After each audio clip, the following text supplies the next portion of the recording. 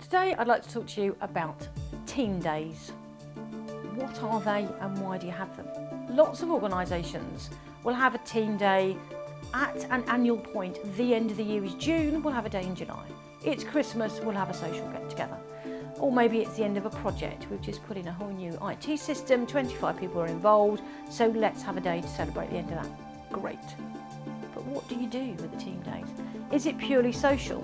In which case the people who know each other well stick together and the people who didn't know them so well stick with each other, and you don't get much benefit from it. People have a nice time and that's great, but what are they really aiming to get out of it?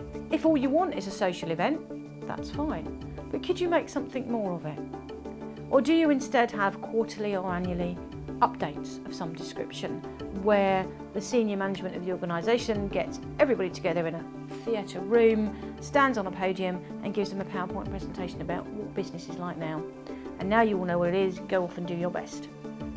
And does that work? Does that engage people? People might get a bit more information. Maybe you do it with a podcast. Maybe you've got a brochure that people have or annual accounts.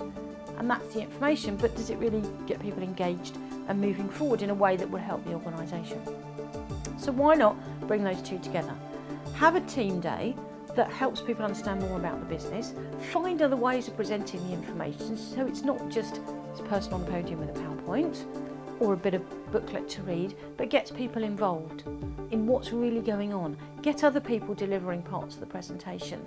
Get audience participation. It doesn't matter how big or small the group is, there are ways of getting people involved and really engaging in understanding more about the business that they're in, what's been going on and what your plans are for the future. The other side of it is getting some personal development out of it. Could you use some kind of profiling tool to profile the team and the individuals? And there are hundreds out there.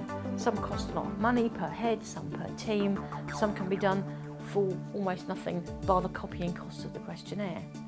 What would that prove? Well, it might help people understand more about themselves, about the other people in their team and the team as a whole. I talked to somebody recently who'd been working with a team and 95% of the people in the team had almost the same profile on the tool that they were using. So there were gaps in what they didn't naturally want to do, and there were lots of people who naturally wanted to do other things, and that affected the way that they worked together. So what could you do in your organisation that would help people understand more about themselves and the team that they're in, so that you then move forward? You might have some management exercises to look at that particular area. If you've got lots of people who naturally work on detail and very few people who look at a big picture, how can we bring that out? How can we really make sure that we get all the details sorted, but we don't lose sight of the big picture?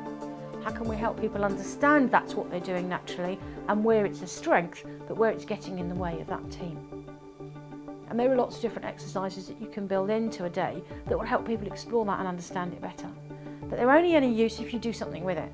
And that means you also need to spend time planning for action. Now that we know this about us as a team, what are we going to do differently in the coming 6 months, in the coming 12 months to help this business? So a team day around where the business is and where it's going, where the individuals are and how they work together and how they can move that forward better and what we're going to do differently could then be structured for that team. Then you have the social, and then people really feel like they've got something out of it. Team development days often feel like a huge away day, hugely expensive, but if you're going to spend money on a social, why not put something into it that will help people get more out of it? What can we do to help them develop? So have a think about what that might mean for your organisation and where you might like help. How can you make those inputs more creative? How can we design exercises that really help this group of people? And what kind of questionnaires that you can use within your budget and your time constraint that would really help your organisation? Feel free to give me a call or email. The contact details are below, whatever suits you, and we can talk about the options. It costs nothing to make that phone call and find out more about how I can help you with your team and your business.